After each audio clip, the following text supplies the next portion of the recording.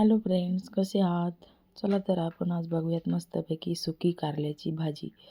Gravy थोडीशी असते आणि कारले म्हणलं की कडू असलं की महिला टाळतात ती भाजी करण्याची. पण तुम्ही अशा पद्धतीने करा की केली तर नक्कीच कारले बिलकुल कडू होणार नाही कारल्याची भाजी.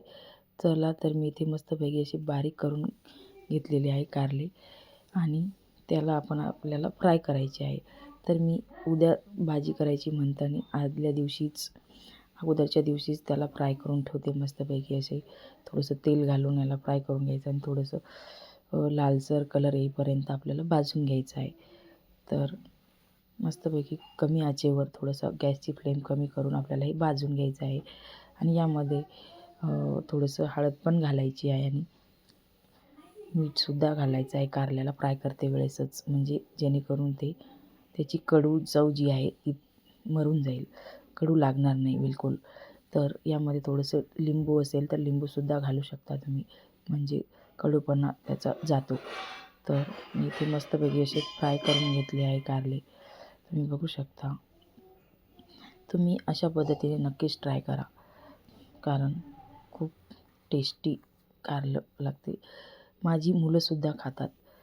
या पद्धतीने जर कारलं केलं तर कडू बिलकुल लागत नाही. मग इथे मी साहित्य घेतलेलं आहे कारल्यासाठी. खोबरं थोडंसं वाटून घेतलेलं आहे बारीक, भाजून त्याला घेतलेलं आहे. लसूण, कोथिंबीर, थोडीशी पात, हे सगळं घेतलेलं आहे. आणि हे कारलं तुम्ही बघू शकता फ्राय करून घेतलेलं कारलं आहे. चला तर आपण आज त्याला फोडणी देऊयात. तर तेल मस्तपैकी गरम होऊ दिलं आणि त्यानंतर मोहरी घातलेली आहे. मोहरी नंतर लसूण थोडंसं आपल्याला लालसर होईपर्यंत परतून घ्यायचं आहे. आणि थोडंसं जिरे पण घालू शकता तुम्ही. आणि नंतर आपण जे बारीक केलेलं खोबऱ्याचं वाटण आहे ते पण घालायचं. लसूण तुम्ही बघू शकता थोडासा लालसर झालेला आहे.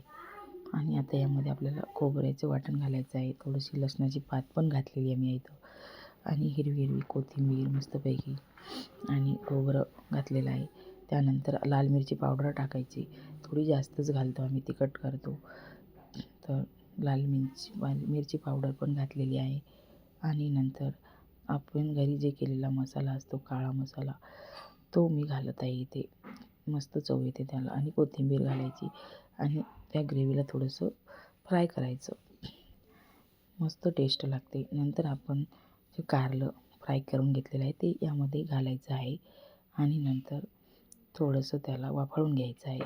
पाणी नाही टाकायचं. व थोडं नंतर यामध्ये थोडंसं तेल कराळाची पण वाटण घालायची आणि शेंगदाण्याचं जे बारीक केलेले वाटण आहे ते पण घालायचं. आणि ही ग्रेव्ही अशी मस्त बनते. त्यानंतर त्यामध्ये आपल्याला जे कारलं आपण फ्राय केलं आहे ते घालायचं आणि नंतर थोडंसं शिजण्यासाठी त्याला पाणी घालायचं आहे, जास्त पण नाही. नाही घातलं तरी चालते, पण मी थोडंसं घालते.